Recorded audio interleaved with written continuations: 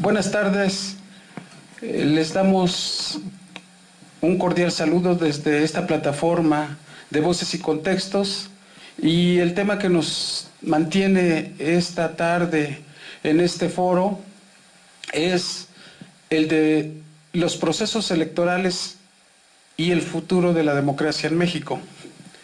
Platicábamos antes de entrar al programa que para hablar de la democracia en México creo que deberíamos de partir a partir de la Revolución Mexicana.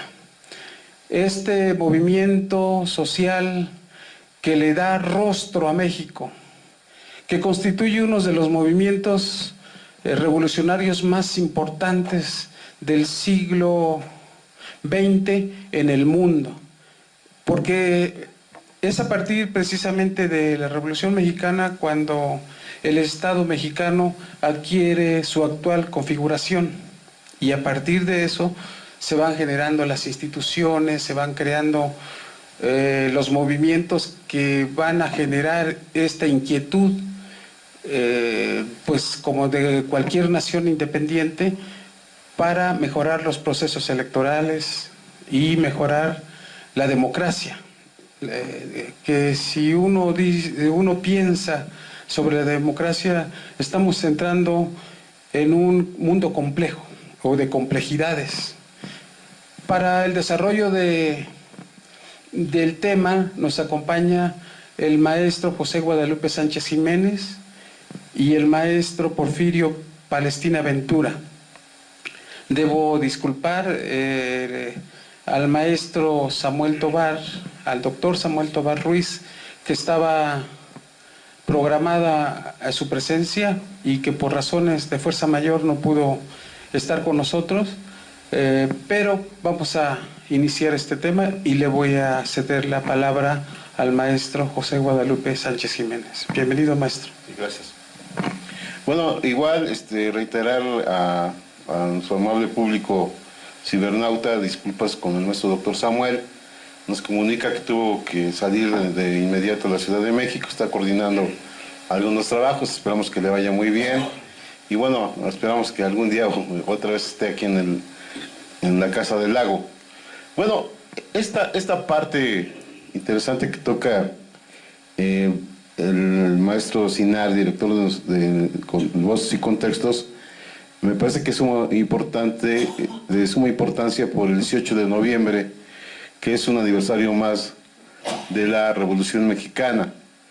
Y en ese contexto es que hacemos también este programa honrando a todos estos revolucionarios y revolucionarias que jugaron un papel importante en la vida política de México.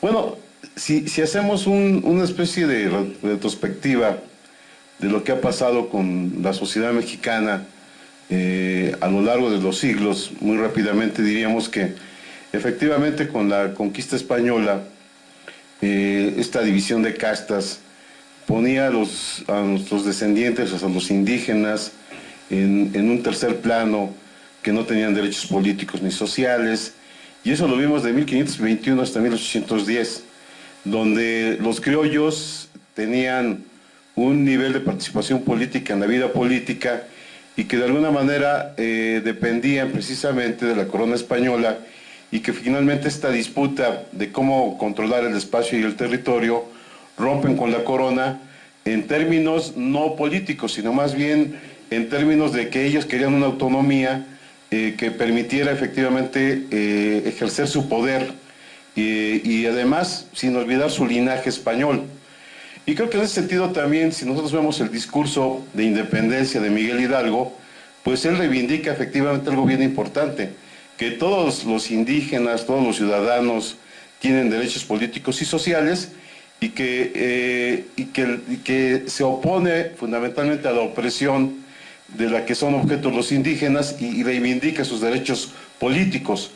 En los sentimientos de la nación vemos claramente que Morelos reivindica ese derecho, además de un Estado independiente, pone y sienta las bases de lo que va a ser el Estado mexicano, y bueno, ya sabemos qué pasó con ellos, son asesinados, y el único que de alguna manera resiste es Vicente Guerrero, y que efectivamente cuando entran a la Ciudad de México se ve ahí todavía la hegemonía de los criollos en el proceso revolucionario, pero que finalmente el constituyente de 1824 sí garantiza los derechos políticos y sociales. Y ya de 1824, 1836, cuando de alguna manera Santana llega a imponer de lo que él, fíjense qué chistoso, él efectivamente se opuso a Iturbide por querer crear una monarquía, y al final Santana termina siendo pues un pequeño dictador y los liberales se oponen a él. Y algo bien interesante que aquí llama la atención es que, por ejemplo, en este proceso del liberalismo en Estados Unidos, cuando los gringos invaden el Álamo allá en Texas, uno de los problemas que se discute con ellos, con los colonos estadounidenses, es que ellos cuando se establecen ahí traen a ciudadanos de color. Y precisamente la disputa con ellos es decirles, ¿saben qué? Ustedes no pueden seguir explotando y teniendo a los esclavos de color, porque la Constitución política de los Estados Unidos mexicanos, a menos en papel, decía que tenían derechos políticos y sociales. Y entonces los colonos se molestan también por eso. Y bueno, la guerra del Álamo, bueno, es una idea de reivindicar el espacio político y el territorio nacional donde está México. Bueno, entonces vemos que de 1824 a 1836 hay una disputa permanente entre las élites, entre liberales y conservadores, y por otro lado, pues esta, posición de los grandes poderes o de los estados extranjeros que ven con codicia a México, y se da precisamente la guerra de secesión en 1847, y esta lucha que sigue prevaleciendo hasta 1857, donde efectivamente en ese periodo llegan a ganar los liberales vía Benito Juárez, un gran estadista que sabe muy bien cómo conformar a ese nuevo Estado mexicano, que es ahí donde sí podemos hablar ya que se sientan las bases del verdadero Estado mexicano, un Estado con división de poderes, y por otro lado un Estado laico que plantea la soberanía del pueblo. Y esto es bien importante decirlo, porque Juárez efectivamente como liberal es partícipe de que efectivamente la sociedad participe en la cosa pública, y eso es bien importante. Y entonces sí hay gran influencia del liberalismo norteamericano, pero finalmente el Estado mexicano como tal se inspira en estas ideas liberales también de los liberales europeos, pero sí hay esta idea de conformar un Estado autónomo, fuerte, con división de poderes, que permita darle peso a las decisiones de un Estado, ¿por qué no decirlo fuerte, omnipresente, dirían algunos tratadistas? Y después vemos cómo Juárez, ante esta posibilidad de que los franceses son derrotados en 1862 y su regreso en 1863, en el querer impulsar una monarquía, vemos cómo los liberales resisten y derrotan a los Hamburgo, y efectivamente Juárez sigue en la presidencia, y es él nuevamente, para legitimarse, que es una elección un poco cuestionada, sí llega a la presidencia de la República, hace una elección, algunos la cuestionan, pero finalmente hegemoniza. Y luego este proceso de la dictadura de Porfirio Díaz, que dura más de 30 años, y aquí yo quisiera asentar algo bien cierto, es decir, esta idea de los hermanos Cerdán en 1910 de hacer la insurrección por adelantado 2 días antes de que se diera el proceso de revolución de 1910, las causas fundamentales de este proceso de revolución no solamente es la lucha por la democracia, sino es la gran desigualdad que hay en nuestro país, un movimiento reprimido por la guerra de Río Blanco y Cananea, y las enormes desigualdades que había en nuestro país hacen que precisamente el proceso revolucionario sea esta idea de formar una sociedad más democrática, más justa, y que finalmente eso se traduce en 1917, en donde finalmente se determina que el Estado mexicano es un Estado que tiene la soberanía popular, que reivindica los derechos políticos y sociales, y algo bien importante también, y ahí termino en esta parte, señor director, es que aquí viene algo bien importante del papel de las mujeres. Es decir, de 1884 a 1883 surgen las violetas de Anáhuac. Ellas son dirigidas por Laureana Bright, y en 1910 surge también un movimiento en Coahuila por Francisco Ignacio Madero, donde efectivamente surge un movimiento muy interesante, que son las hijas de Cuauhtémoc, que empiezan a reivindicar derechos políticos y sociales también, y que el 13 de enero de 1916 se inaugura el primer Congreso Feminista. Es decir, las mujeres sí están en la lucha permanente en esta idea liberal de los derechos políticos y sociales, y que finalmente el constituyente de 1917 sí dice en su texto constitucional que tienen los mismos derechos, que deben, si tienen derechos, si tienen la edad de 18 años pueden votar, pero no queda bien determinado si pueden ser votadas. Y es precisamente con Cárdenas en 1837, donde Cárdenas ya hace una iniciativa de que efectivamente pueden ser no solamente votadas, no solamente pueden votar, sino ser votadas, y eso también se da en los municipios. Esa iniciativa ahí lo plantea.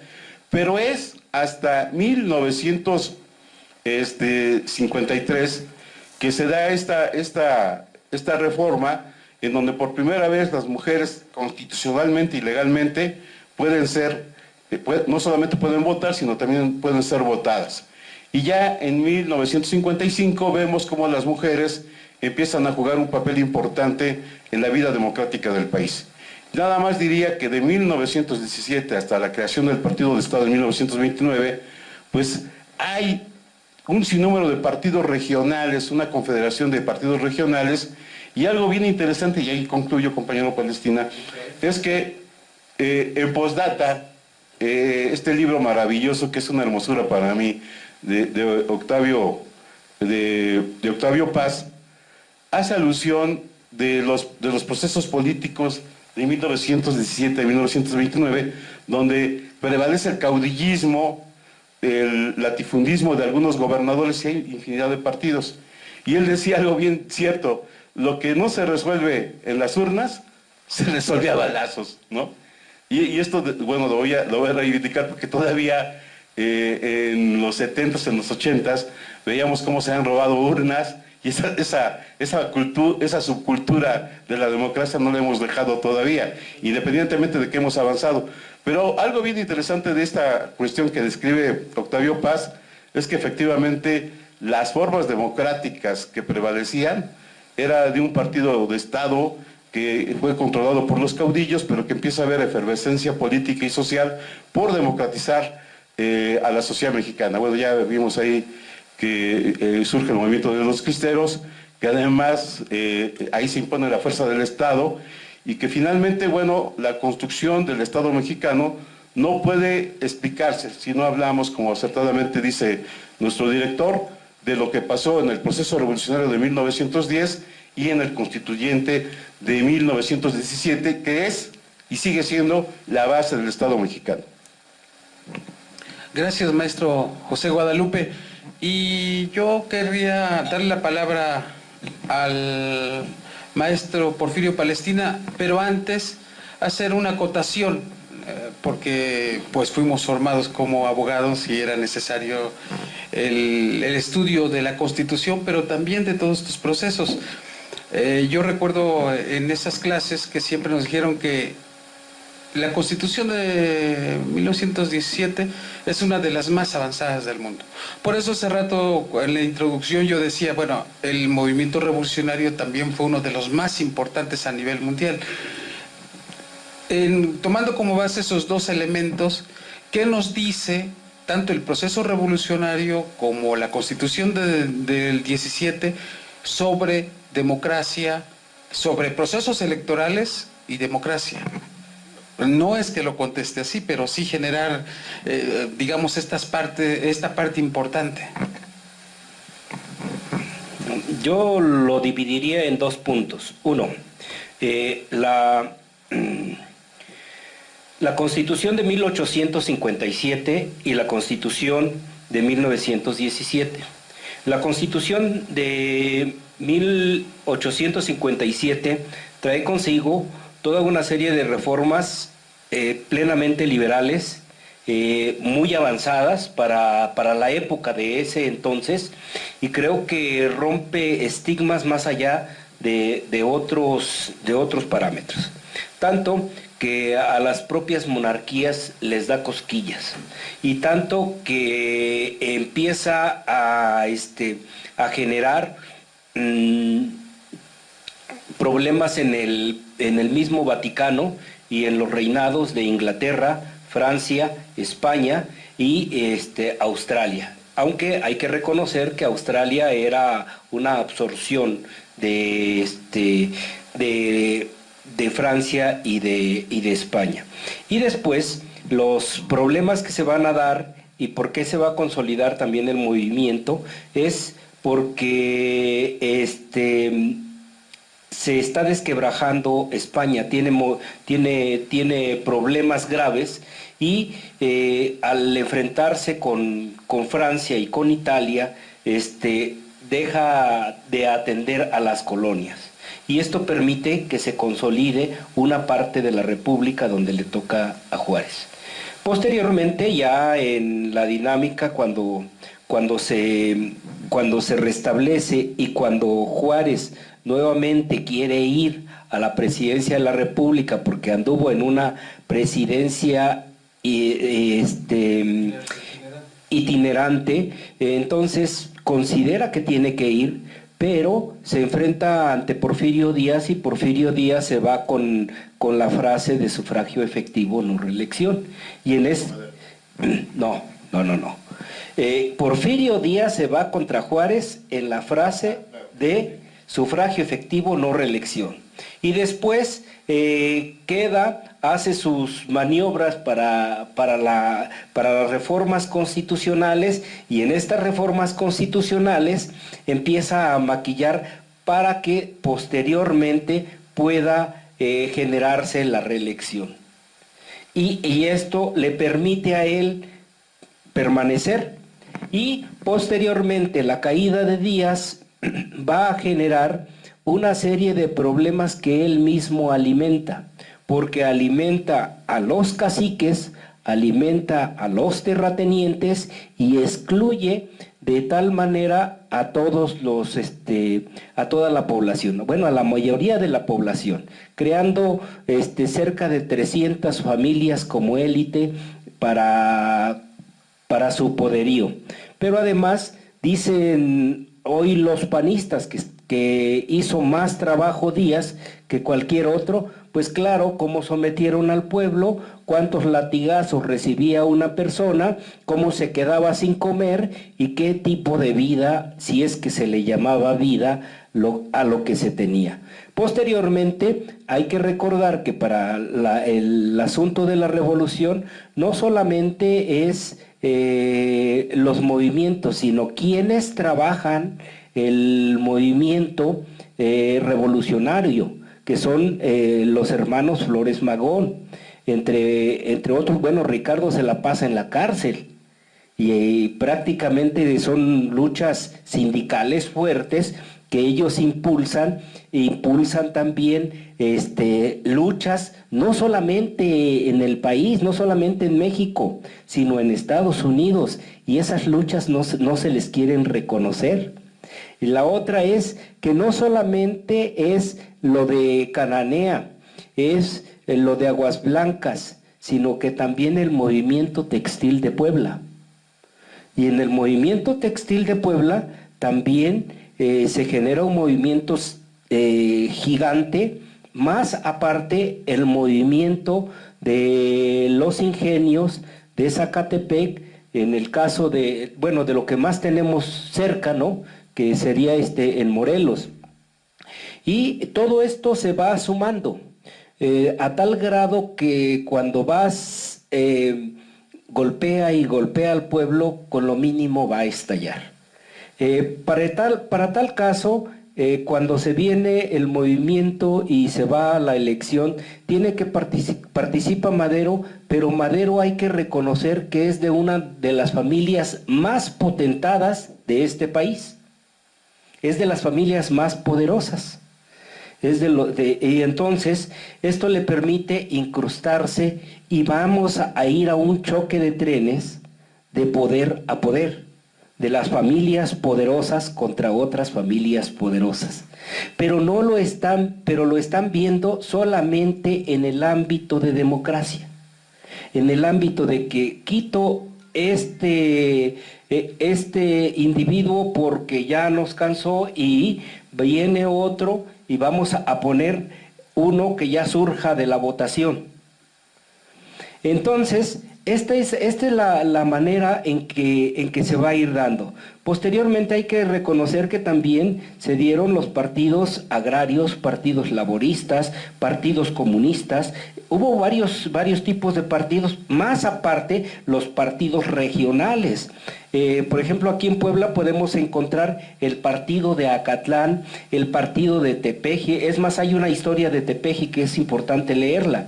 Venía el diputado de Tepeji y el presidente, y en una lluvia de esas se llevó la carreta y se quedaron sin diputado y sin presidente.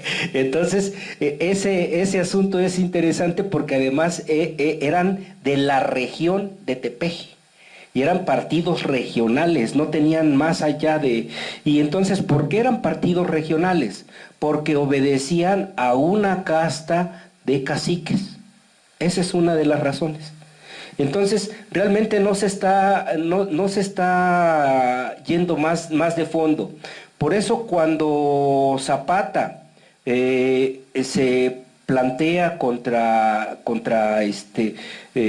Madero y le dice, no señor, yo no me levanté en armas para que me dé usted una hacienda, ¿no? Sino que la tierra es de quien la trabaja y la tierra es esto, y entonces hay una bronca. Pero este enfrentamiento es interesante porque ese plan de Ayala va más allá, y entonces ahí algunos lo tachan de comunista, lo tachan de otra índole, y hay que reconocer que quienes ganan la Convención Nacional de Aguascalientes es Villa, Zapata, con sus equipos gigantes, como Otilio Montaño, que eran de los grandes escritores, Felipe Ángeles, otro estratega y además buen escritor y con buenos planteamientos en el caso de Villa, y independientemente de que si querían o no a estos revolucionarios. En esta primera etapa creo que hay que entender qué es lo que deja a cada uno. Por ejemplo, al caso de Villa se le pone de gobernador en Chihuahua y empieza a implementar la educación a pasos gigantes. En el caso de Zapata empieza a implementar hasta el Banco Agrarista y empieza también a mover el asunto de la tierra y a entregar tierras y a conquistar a tierras y entregarlas. Y entonces esto realmente, por estar en el centro del país, genera el enfrentamiento contra Madero. Esto es interesante llamarlo porque posteriormente cuando matan a Madero a través de la embajada estadounidense, porque fue orquestada desde ahí, entonces viene toda la revuelta y vámonos. Y ahí es donde empieza una revolución de gran magnitud que va a irse con la Constitución de 1917. Eso no quiere decir que en 1917 se resolvió todo. Ahí es donde empieza realmente el caudillismo. Y ese caudillismo es tremendo porque se matan unos a otros. Y vamos a ver cómo, por ejemplo, Carranza manda a matar a Zapata, Obregón manda a matar a Villa, a Obregón lo mata Calles, Calles termina exiliado, Cárdenas termina declarando la educación socialista y después hace el proyecto de voto para la mujer, sin olvidar que la mujer siempre estuvo presente desde los movimientos de la independencia. Y sin olvidar también que a la mujer no se le permitía ni siquiera poner el nombre en un libro o en un poema. Así de ese tamaño, ¿no? Entonces, creo que todo esto tiene que ir madurando para que después entendamos qué es y hacia dónde nos lleva este tema tan complejo que nos puso nuestro director, porque pues así es, ¿no? Yo aquí la dejaría para una intervención más concretita y gracias, compañero. Bien, como hemos visto en el desarrollo del tema hasta este punto, el maestro José Guadalupe nos hace un esbozo histórico desde antes de la Revolución Mexicana, y el maestro Porfirio Palestina nos da pormenores, que a veces se nos va pasando, los pormenores del proceso revolucionario.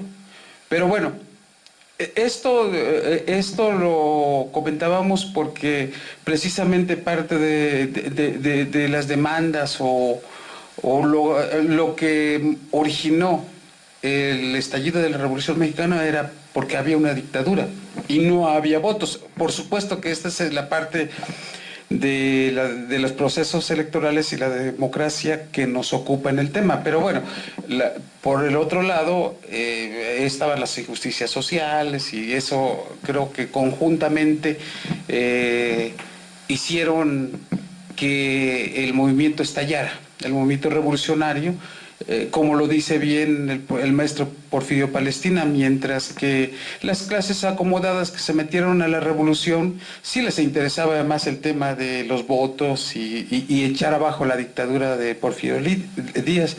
Los otros se metieron al proceso revolucionario buscando justicia social, ¿no? Reivindicaciones sociales.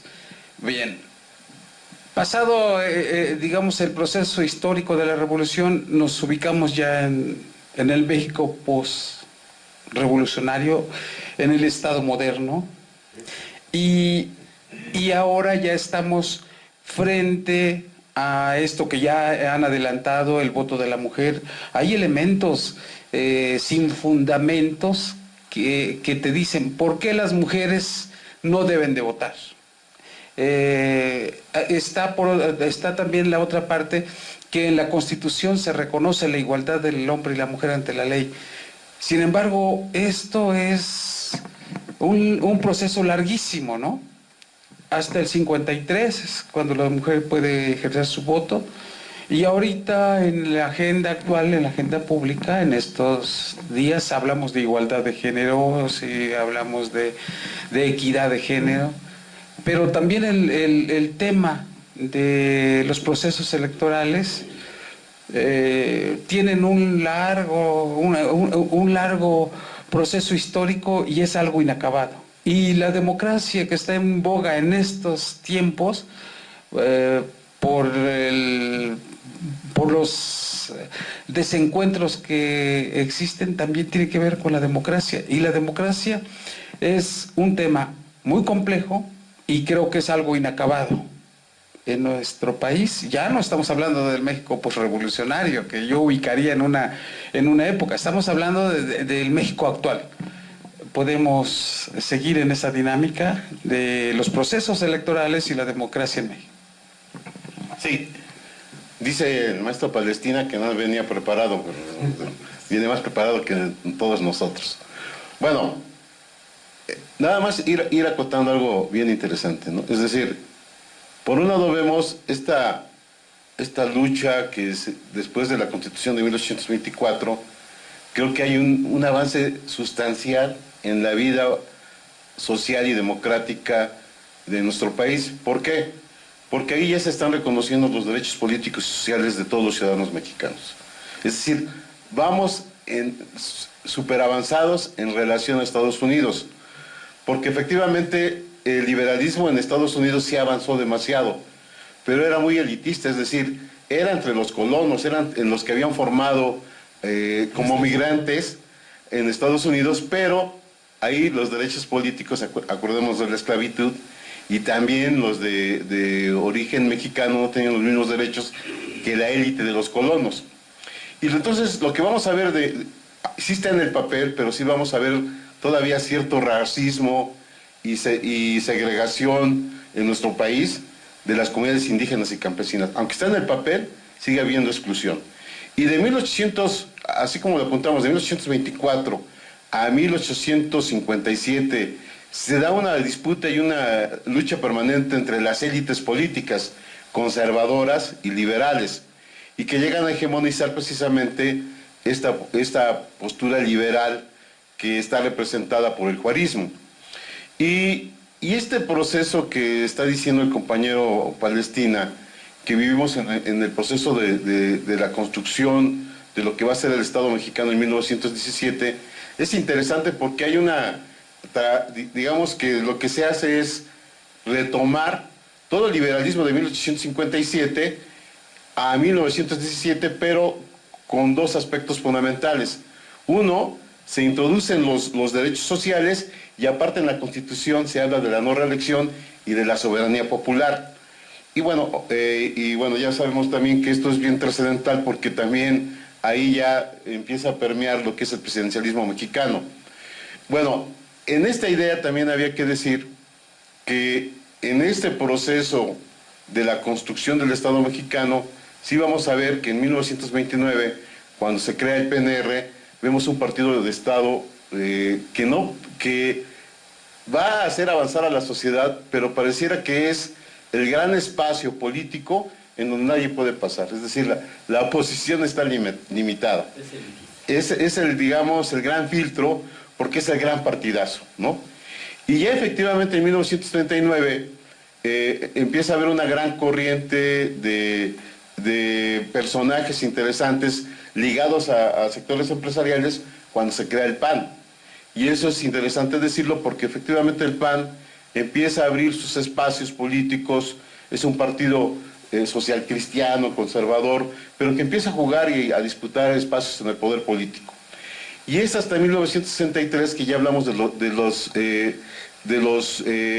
partidos que empiezan a tener espacios en el Congreso, precisamente por el medio del PAN. Empieza una gran corriente del lombardismo que plantean ideas socialistas, pero dentro del Estado.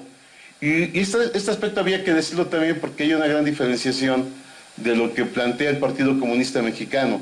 Es decir, en 1918 se crea el Partido Comunista, su eslogan era "Vivan los soviets mexicanos", aquí no había soviets. Pero bueno, empiezan a plantearse, pero son aliados del cardenismo. Pero después del cardenismo empieza gran represión contra ellos, sobre todo en el movimiento sindical. Y es hasta los 60 donde efectivamente el Estado mexicano, que precisamente Gilberto Argüelles lo plantea como un Estado omnipresente y represor, es ahí donde entra en crisis el Estado mexicano porque no permite la vida democrática más allá de sus espacios políticos y como estamos en la Guerra Fría, vemos cómo en el 68 es reprimido. Y luego ya en 1970, en los 70s, empieza a haber reformas para dar derechos políticos y sociales a los jóvenes para que puedan ser votados, y no solamente votar, sino ser votados, y se disminuye la edad de 21 a 18. Y esta idea de la cooptación que hace Luis Echeverría, estamos hablando precisamente de la apertura democrática. Entonces empieza a haber algunas reformas que permitan a la oposición participar, hace cooptaciones de las clases medias en el Estado, pero finalmente no podemos decir que Luis Echeverría fue un gran personaje de la democracia, sino más bien lo que él trata es dar una imagen distinta de lo que él había sido y su papel de represor en el movimiento del 68. Y luego ya en el 86 vemos esta reforma política que algunos plantean que fue la válvula de escape para la oposición y que efectivamente el Partido Comunista se convierte en otro partido y plantea efectivamente la revolución en el Congreso. Es decir, se da esta discusión ideológica entre los renos y entre los renovadores y los que tenían ideas principistas, digamos un poco prosoviéticas, y finalmente ganan los renos en la idea de dar la lucha en el Congreso.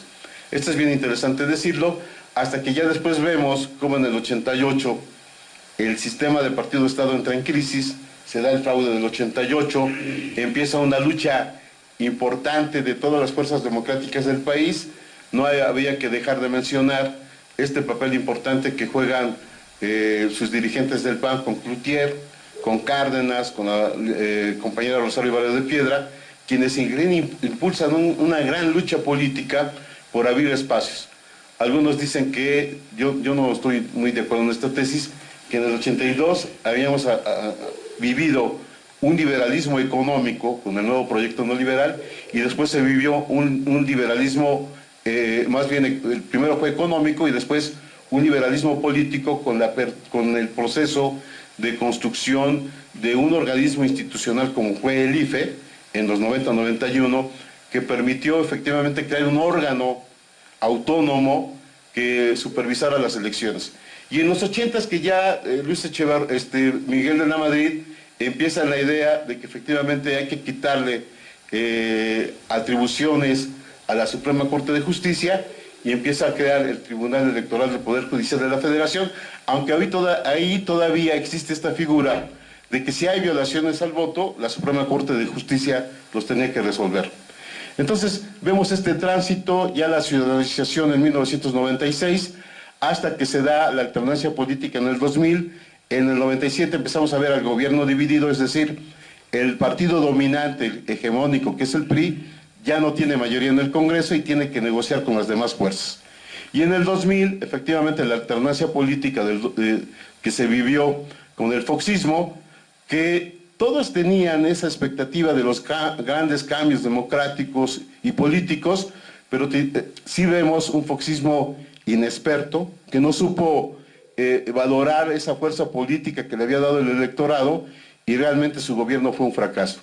Y ya para cerrar, en el 2006, la crisis institucional de los órganos electorales con esta situación de manejar perversamente el proceso electoral y donde algunos sostenemos en términos reales que sí hubo fraude en el 2006, que no fue necesariamente el día de la elección, sino fue previamente rasurando el padrón, controlando el padrón, etcétera, etcétera. Entonces vemos cómo efectivamente sí ha habido grandes reformas políticas y constitucionales a la ley electoral, cerca de 20, hasta que hoy, y ya para terminar, estamos planteando, o el gobierno federal está planteando una reforma que en ningún momento está planteando la destrucción del INE, sino mejorar nuestros procesos democráticos para que se dé una supervisión, una participación mejor de la sociedad mexicana y no plantear que efectivamente se está atentando contra las instituciones. El regular precisamente el financiamiento público a los partidos, el reducir los altos costos de la burocracia, el plantear el voto electrónico, el plantear, fíjense, esto es bien interesante, nos planteamos un sistema, un gobierno federal, y entonces ya vemos cómo en el caso de los senadores, efectivamente al plantear reducirlos de 128 a 96, pues ya vemos cómo hay una sobrerepresentación. En el 2012, en el proceso electoral, Puebla tenía 5 senadores. Eso rompe el federalismo. Y bueno, esta discusión que hay de los diputados, si se reduce a 200, a 100, que es parte de una discusión, y entonces no se puede decir que una propuesta presidencial está atentando contra la democracia, sino está por un proceso en donde la ciudadanía tenga una acción más importante con la elección de los consejeros ciudadanos, con la elección de los magistrados del Tribunal Electoral del Poder Judicial de la Federación, y es un proceso, la democracia es un proceso de construcción, y que finalmente en el Congreso las minorías y mayorías tendrán que determinar qué tipo de reforma electoral debe existir en nuestro país, y efectivamente creo que eso es una responsabilidad de los partidos políticos, de construir una democracia que beneficie a los ciudadanos mexicanos y que fortalezca la vida institucional. Hablamos de procesos electorales y el futuro de la democracia en México. Acá en este foro pues se ha hablado mucho de la reforma electoral. Ya en este momento el maestro Guadalupe volvió al tema. Y bueno, yo creo que es necesario, pues, porque finalmente estamos inmersos en un debate nacional con sus personajes a favor y en contra. Eso lo veremos en el siguiente tema con mayor profundidad. Pero ese rato yo decía, bueno, los procesos electorales son imperfectos. Hace tiempo, hace tiempo, retomando este tema de los fraudes electorales, yo quise hacer una investigación y la hice y publiqué un artículo. Y precisamente eso ha acompañado la vida de la democracia imperfecta en México, los fraudes electorales. Y no me refiero a los anteriores, sino precisamente desde Porfirio Díaz. Y bueno, me salió un artículo muy bonito, pero lo digo en ese sentido, precisamente, de que es algo que ha estado presente. Y luego, los procesos electorales, que también tienen que ver con la formación de un órgano que recoja la voluntad de la población para la elección de sus representantes, también está cargado de detalles, ¿no? Detalles que tienen que ver, por ejemplo, que no hace muchos años era la Secretaría de Gobernación de un partido de Estado, donde dice que el elector era el presidente de la República y el ungido ya era el presidente. Y los procesos electorales los organizaba la Secretaría de Gobernación. Digo esto para reforzar esto que yo por lo menos voy recogiendo acá de las intervenciones, de que vivimos procesos electorales no los más acertados, no los más adecuados, no donde se toma el sentir de la población, y también hablamos de una democracia imperfecta. Por eso es entendible de que se quieran reformas que las mejoren. Y entonces el debate está ahí. Maestro Porfirio Palestina. Ya nos pusiste más delicado el tema. Hay que entender que el proceso electoral y el proceso de poder también se da cuando después de la revolución viene la revolución cristera. Y la revolución cristera creo que no la tomamos en cuenta. Y es una situación porque también están esperando su cuota de poder. Y entonces los caudillos impiden que los curas no le entren a estas cuotas de poder, porque no les dan permiso de que controlen las escuelas, no les dan permiso de que controlen pues varios negocios, y esto entonces los arrincona y lógicamente sueltan a la gente y se aprovechan de la fe del pueblo para irse contra los militares. Después todo esto termina con una firma en el Vaticano, y el arzobispado cede y todos felices y contentos, y los muertos, pues bien, hasta ahí quedaron. Hay que recordar que después de esto viene un partido, que es el partido sinarquista. Y ese partido sinarquista se va a construir posteriormente en el PAN. Y los sinarquistas viejos se van a quedar en otro partido, que era el Partido Demócrata Mexicano. Y después, para esto, también en las etapas de Echeverría, para que no sintiera feo el camino, se crea también el PAR, que se les dio como un espacio a los generales para que pudieran participar, o generales retirados o familiares de generales, y pudieran participar en el PAR, el Partido Auténtico de la Revolución Mexicana. Y también hay que entender que el PPS, aunque se le dieron diputaciones, se le dieron municipios grandes y todo esto, es porque pactaba hábilmente con el poder que se encontraba. Hay que entender también que fueron los creadores de la CTM. A través de Lombardo Toledano se crea la CTM, y posteriormente ya los lobitos que serían Fidel Velázquez y otros de esa misma camada se adueñan de ese movimiento laboral. Pero no olvidemos también que cada movimiento que existía, tanto de los médicos, de los ferrocarrileros, de los maestros y de cada uno, los iban desbaratando, y entonces les daban senadurías, les daban diputaciones, y esto generaba el partido perfecto o la dictadura perfecta que posteriormente Vargas Llosa señala, ¿no?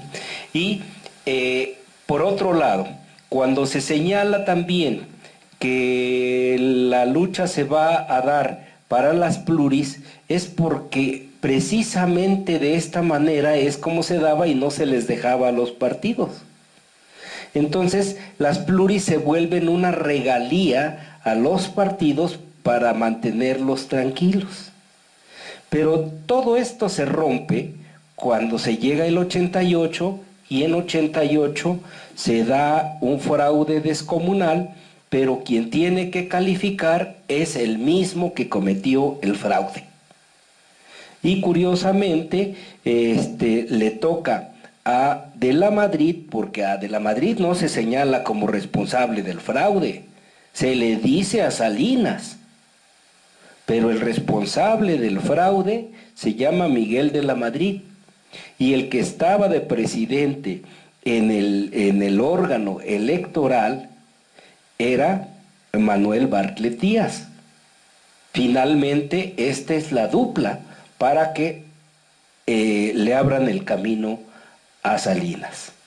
Posteriormente de esto que se menciona, que se construye el IFE y todo lo demás, es a través de los movimientos armados de Chiapas, y también que se quiera o no, se abre un espacio y le permite a José Goldenberg convertirse en el primer representante del IFE, bajo la idea de que es un órgano autónomo. Y en esta idea de convertirse en órgano autónomo, le permite decidir a través de gobernación quiénes quedan en cada estado, quiénes ganan diputaciones, senadurías, y así mismo lo comparten. Por eso no es extraña su última participación.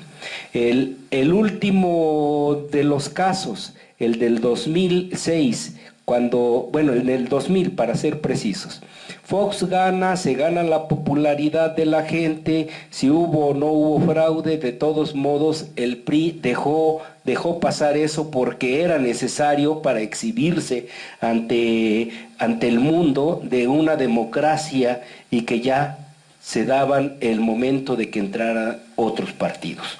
Tanto como cuando entrevistan a Porfirio Díaz a principios de 1910, ya está México preparado para la democracia, ya. Entonces fue algo muy parecido, ¿sí? Entonces en el 2000 fue igualito.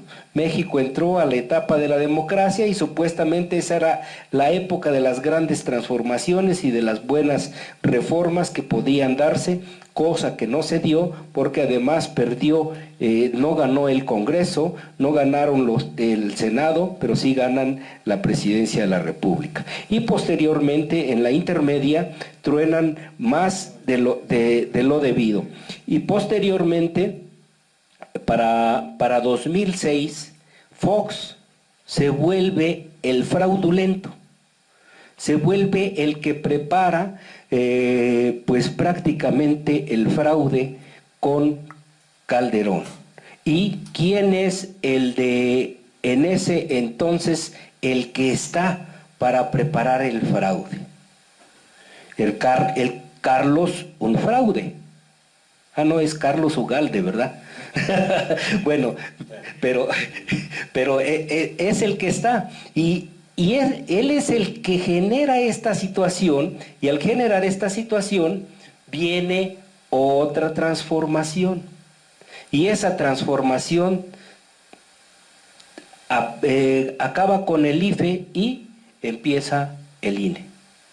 Pero hay que recordar que ya vinieron los fraudes fraguados, construidos desde la élite y golpeados. Entonces no puede decirse bajo ninguna circunstancia que el INE no ha hecho fraude, porque en 2012 permitió que entrara más dinero del debido a través de las tarjetas Soriana, las tarjetas Rosa, los Monex, infinidad de recursos que se dieron en todos los niveles. Y lo que vendieron fue una figurita de papel que se llamaba Enrique Peña Nieto, y que si estás peinadito así, piensas mejor. Gracias, compañero. Sí, en esta conversación también, cómo no recordar los tiempos de las concertaciones. Las concertaciones en donde se ponían de acuerdo el PRI y el PAN y les permitía un gobierno que no emanaba de la voluntad del pueblo, como se supone, como la doctrina de la democracia, ¿no? Y también, digamos, eso es como para recordar. Pero hablando de democracia, algo que ya está, pero también es muy imperfecta, es lo de las consultas. Y hemos tenido la oportunidad acá en este espacio de hablar de las consultas previo a las jornadas, previo al ejercicio de esa otra parte de la democracia, que es la democracia participativa. Y ya hemos tenido la oportunidad de abordar el tema, pero también de participar, ya sea como observadores o como votantes. Sin embargo, vemos que también hubo regateo por parte del INE. Yo ahí desconozco toda la argumentación que se ha tenido, ¿no?, al respecto de las consultas, pero parece que hay una resistencia y hay un desconocimiento de la población en ese aspecto, porque pues si decimos que nuestra democracia es imperfecta, bueno, pues parte de esa imperfección tiene que ver con el hecho de que la sociedad mexicana no se le ha enseñado, o se le ha enseñado a cabalgar o a transitar por una democracia como construida de manera ficticia, ¿no? Bueno, dejamos ahí y vamos retomando el tema y decimos: el futuro de la democracia en México, porque eso es lo que dice nuestro póster. Para ti, maestro Guadalupe, ¿cuál es el futuro de la democracia, o cómo vislumbras el futuro de la democracia en México después de que pase todo este proceso que tenemos actualmente? Bueno, sí, antes de contestar esta pregunta de los $100,000 millones. Nada más contestar, decir algunas cosas que me parecen interesantes de cómo juega el compañero Palestina, cómo vincula los procesos actuales con lo de la revolución, es interesante. Y bueno, digo, no voy a caer en su provocación, pero sí es interesante decir de cómo surge precisamente la lucha revolucionaria en 1910. Y efectivamente hay que recordar esta entrevista que le hacen a Porfirio Díaz, periodista norteamericano, y donde efectivamente Porfirio Díaz dice que México no está preparado para la democracia, ¿no? Y después dice que sí, pero también había hecho fraudes, y entonces aquí lo interesante es cómo un proceso revolucionario se vincula con las, digamos, con reivindicaciones sociales. Eso creo que a veces se nos olvida, porque finalmente no solamente es por libertades políticas, sino es la gran desigualdad que hay en nuestro país. Y luego otro factor que empieza a jugar en la vida política, y hay que decirlo, es este intervencionismo norteamericano que se da a partir de que se da un incidente en Tamaulipas y cómo los gringos intervienen a favor precisamente de Díaz, en el sentido de tratar de apagar a las fuerzas revolucionarias que están en lucha. Digo, para mí uno de los libros más hermosos que yo he leído sobre la revolución, sin lugar a dudas, es Adolfo Gili, en donde efectivamente él describe cómo estos revolucionarios entre Zapata y Villa, cuando, a diferencia de lo que sucede en 1821, donde Iturbide va hacia adelante como criollo, cuando entra a la Ciudad de México, Zapata y Villa van los dos igual, a la par. Y entonces lo que dice Gili es que cuando llegan ahí y se empiezan a pelear, bueno, empiezan a decir quién se va a sentar en la silla, porque la principal obviamente se la había llevado Venustiano Carranza a Veracruz, empiezan a discutir, no, pues tú siéntate, ¿no? Yo, ¿por qué? Pues siéntate tú, y ya sabemos que Villa era más ávido y se sienta él. Pero lo que él describe es en este proceso de 1914, es que efectivamente los revolucionarios sí tenían una visión sobre la tierra. A ellos lo que les interesaba era la tierra. Y en esta digamos, anécdota que hablan sobre la tierra, no pensaban que efectivamente para poder tener la tierra necesitábamos tener el poder político. Y cuando se repliegan, después de estar en la Ciudad de México, por distintas causas, pues son vencidos por el carrancismo. Es decir, lo que dice Semo, había que discutir más sobre qué pasó en la Revolución Mexicana. Él plantea que la Revolución Mexicana es una revolución burguesa, y que finalmente lo que dice el maestro Sinar y el maestro Palestina, de que gana la burguesía agraria. Sin embargo, la Constitución de 1917 sí da un salto cualitativo en términos de los derechos sociales y plantear un Estado liberal, aunque con sus asegúnes, como dicen por ahí, porque hay un presidencialismo omnipresente desde 1917, y se reivindica también el voto popular y la no reelección, que hoy sería un tema en el caso presidencial de volver a discutir de lo que está pasando, aunque ya avanzamos efectivamente en esta idea de que los diputados y los presidentes municipales se pueden reelegir. Esto es bien importante. Luego, esta parte que me llama mucho la atención, que hace alusión Palestina, el maestro Palestina, de lo que sucedió en 1994. Digo, hay un gran mérito del zapatismo de desmistificar al salinismo. Es decir, Salinas, después de que es producto de un fraude, empieza un proceso de liberalización política en el caso de la constitución del IFE. Pero también es cierto que hay gran desigualdad en nuestro país, y precisamente el zapatismo desmistifica al Estado mexicano diciendo, no somos del primer mundo, como dice el salinismo. Pero también una gran demanda del zapatismo es democratizar a la sociedad mexicana.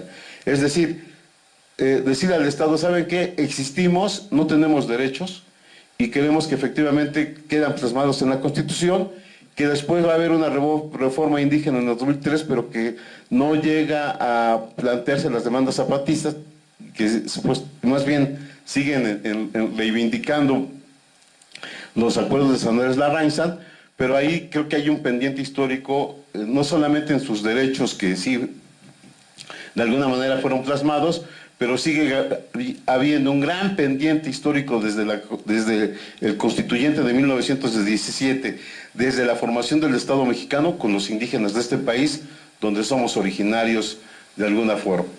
Entonces, en ese sentido, a mí me parece que esta construcción ha sido muy difícil, muy compleja, el construir las instituciones políticas, que no se las debemos ni a esta élite que reivindica al INE y no quiere las reformas, ni siquiera al partido de Estado. Se debe a los grandes movimientos sociales que ha habido en nuestro país y sin lugar a dudas tenemos que mencionar al movimiento del 68. Por otro lado, dice el maestro Sinar, ya hay equidad e igualdad de género. Me parece que ya se avanzó mucho. Pero no podemos decir lo mismo en los municipios, en las comunidades indígenas, donde sigue habiendo mucho machismo, donde se inhibe la participación de las mujeres y falta mucho por avanzar. ¿Cuál sería el futuro de la democracia? Creo que, como sea, diría un politólogo, los hombres se van, las instituciones quedan. Creo que efectivamente hoy esta reforma se plantea la construcción de instituciones más sólidas, de participación democrática de la sociedad civil y que finalmente nos lleve a un nuevo estadio de vida democrática en donde los ciudadanos participen más. Creo que sí queda bien claro que el costo de la democracia en nuestro país es exorbitante. El presupuesto que se utiliza para las elecciones en México es superior al estado de Yucatán, por ejemplo, bueno, la mitad del presupuesto del estado de Yucatán, al presupuesto de la UNAM, y bueno, un país con grandes desigualdades sociales, me parece que debe de ver este tema, y los partidos políticos, a partir de esta encuesta que hizo el INE, es que demanda cambios estructurales en la ley electoral. Y entonces creo que ahí hay una responsabilidad política de los partidos políticos de ir a esa reforma, discutir muchas cosas. La reforma que hizo el presidente no es la última palabra, es un proceso democrático de discusión donde debe prevalecer la racionalidad y no la descalificación, porque nunca se planteó la destrucción del INE, sino mejorar esa institución política, y creo que es una demanda ciudadana. Yo veo el futuro de la democracia en un proceso de construcción y de consolidación donde efectivamente se resguarde el voto democrático. Dice el compañero Palestina, bueno, cuando hablábamos precisamente de esta, y lo pone de manera anecdótica, de la lucha entre caudillos, de cómo se dan los asesinatos entre los caudillos de la revolución, de estas formas, de cómo se arreglan los procesos electorales, bueno, creo que sigue habiendo la tentación. Todavía me acuerdo de esta, bueno, no quiero decirlo mucho, pero aparece una revista en El Proceso, donde sale una foto donde hay una elección aquí en Puebla y sale, bueno, un personaje que por cierto es nuestro amigo, saludos, espero que no vea lo que estoy diciendo, no estoy diciendo su nombre, donde aparece un tipo con una pistola en un proceso electoral.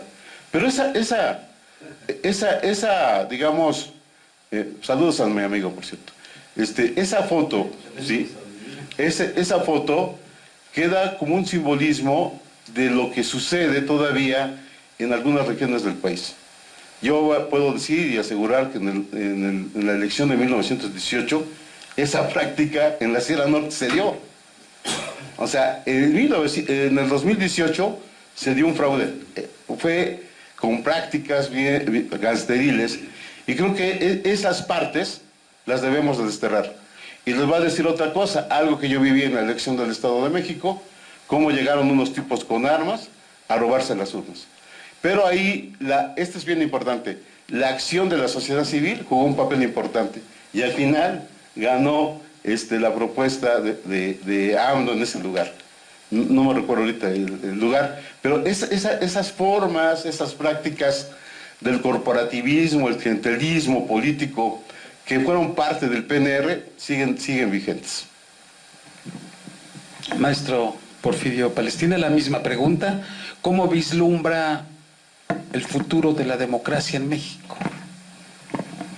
Bueno, yo creo que se tiene que enfrentar la realidad, y la realidad nos lleva a que las instituciones que no están funcionando Deben cambiar, deben quitarse, deben desaparecer, construirse una nueva, con nuevos mecanismos, con nuevas propuestas y que conlleven a que sea más,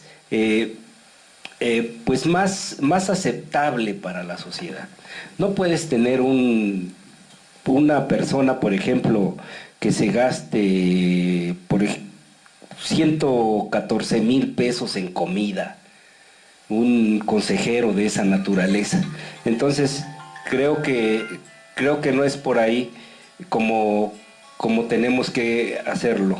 Entonces, y la otra es también, los partidos políticos no es porque se les limite su derecho a participación, tienen el derecho a participar, pero también tienen que reunir ciertos requisitos. Y hay tanto exceso en los partidos políticos, tanto exceso en cada uno de los tribunales electorales, en los OPLES, en los organismos electorales, en las cámaras de diputados está excedida, en la Cámara de Senadores está excedido, y bueno, debe corregirse. Y es lógico que si no se corrige esto, al rato vamos a tener cuántos diputados tiene la Coca, cuántos diputados tiene el Oxxo, cuántos diputados tiene Bimbo, cuántos tiene TV Azteca, cuántos diputados tiene Televisa y cuántos tienen las organizaciones campesinas o cuántos tiene el pueblo. Y entonces nos vamos a dar cuenta que el pueblo queda desplazado y quedaría como si fuera un voto pues prácticamente elitista. Es más, leí apenas un artículo que sí me llamó la atención porque decía, como nosotros pagamos mucho impuesto, que nuestro voto sea proporcional de acuerdo al impuesto que pagamos. Ajá. ¿Y por qué no lo hacemos proporcional de acuerdo a la cantidad de nuestro salario? ¿Sí? Si yo gano 100 pesos y me quitas 20 pesos, todos seguimos pagando lo mismo. Entonces quiere decir que no es por ahí la jugada, pero es un voto que le llaman ellos ponderado. Y, ojo, esto es bueno porque también ya están saliendo las máscaras y la derecha ya está en las calles. Y qué bueno que salga a las calles, se quiten las máscaras. Y que no sea la derecha moderada, que salgan los ultras de la derecha y que salgan todos, pues qué, tarde o temprano, de todos modos. Si decía el maestro Sotelo la vez pasada, si salen 20, nosotros vamos 40. Y entonces, creo que por ahí es importante y sobre todo se requiere no se está hablando de que se quite la autonomía a un órgano electoral, se está hablando de que sea más autónomo, se está pidiendo de que sean los ciudadanos los que puedan elegir a los representantes electorales y no un grupo de iluminados. Ok, muchas gracias, maestro Porfirio Palestina, porque me parece que redondea la idea. Todo esto que está pasando, por ejemplo, en la Comunidad Económica Europea y lo que pasa en Estados Unidos, ¿no? Que la gente quiere vender o quiere manejarlo como una democracia perfecta, cuando sabemos claramente que allá el Buró de las Armas de los grandes corporativos armamentísticos tienen sus diputados y no permiten que no se le toque ni una coma a la ley de armas en Estados Unidos. En Europa, la crisis que tiene la Unión Europea tiene que ver precisamente con eso, de que los diputados son puestos, financiados y puestos por los grandes corporativos que tienen las concesiones o no sé cómo se diría allá, del uso de la energía, no sé, caso Iberdrola, ¿no? ¿Cuántos diputados tiene en el Parlamento Europeo? Bueno, el maestro Palestina nos dice que sería eso lo que tendríamos, íbamos para allá con el telepresidente, porque hay estudios, cuando yo utilizo el término telepresidente, es precisamente porque hay estudios ya bastante sustentados en el sentido de que tuvimos un telepresidente, un presidente puesto por una empresa privada. Todo esto es lo que está en juego a partir de esta discusión, pero también en la idea de la democracia, del futuro de la democracia en México. El debate está en la mesa, nosotros contribuimos con estos foros, pedimos a nuestros amigos que nos ven, que nos regalen o que nos regalen un like en la página de Facebook de Voces y Contextos, que se suscriban a nuestro canal en YouTube y que nos sigan en Twitter. No sé si quieren agregar algo más, ¿sí? Así breve, porque creo que ya estamos sobre el tiempo. Me lo dice el Consejo Consultivo que ya estamos sobre tiempo.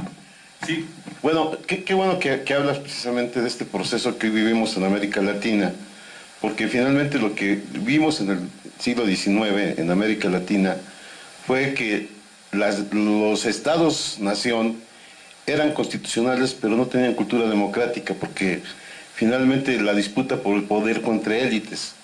Y esto lo digo porque hoy hay digamos, una efervescencia política electoral bien importante con el ascenso de gobiernos de izquierda en América Latina, que yo digo que va a permitir una integración en América Latina importante en la lucha por estar presentes en este proceso de globalización y también por la equidad social, porque América Latina sigue teniendo problemas estructurales muy fuertes, la desigualdad social, el problema del narco, etcétera, etcétera.